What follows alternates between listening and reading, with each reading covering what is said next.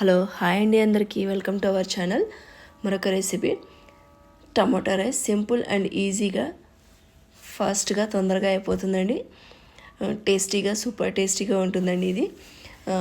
ముందుగా నేను టమాటాలను వాష్ చేసి పెట్టుకొని అది మిక్సీ పడుతున్నాను. టమాటాలతో పాటు అలాగే యాలక్కి, చెక్క, లవంగాలు కూడా వేసి మిక్సీ చేసి పక్కన పెట్టుకున్నాను.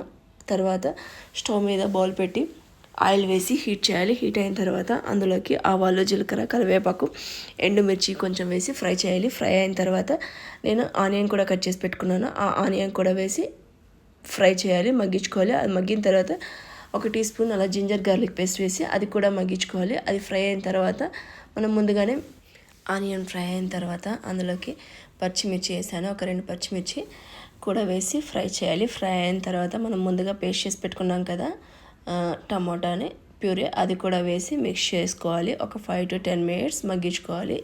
మగ్గిన తర్వాత అందులోకి ఒక 1/2 టీ స్పూన్ పసుపు, 1 టీ స్పూన్ కారం ఎక్కువ తినాలనుకుంటే ఇంకొక కారం వేసుకోవచ్చు.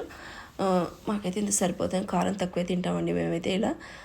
అలాగే దాంతోపాటు 1 టీ స్పూన్ ధనియా పౌడర్, అలాగే 1 టీ స్పూన్ గరం మసాలా వేసాను. అలాగే టేస్ట్కి తగ్గట్టు సాల్ట్ కూడా వేసి మగ్గించుకోవాలి.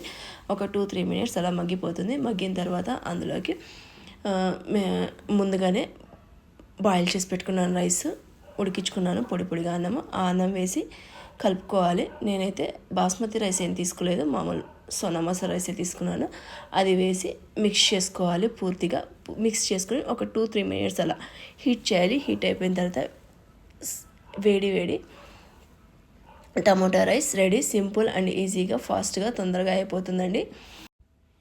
ఇంట్లో ఉన్న ఇంగ్రీడియంట్స్తోనే ఇలా చేసుకోవచ్చు. సింపుల్గా తొందరగా ఫాస్ట్గా అయిపోతుంది, టేస్టీగా ఉంటుందండి.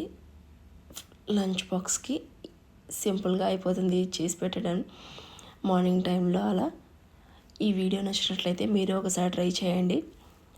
అలాగే మర్చిపోకండి ఒక లైక్ కొట్టి సబ్స్క్రైబ్ చేసుకోండి ఫ్రెండ్స్. ఓకే, బాయ్ అండి అందరికీ. బాయ్.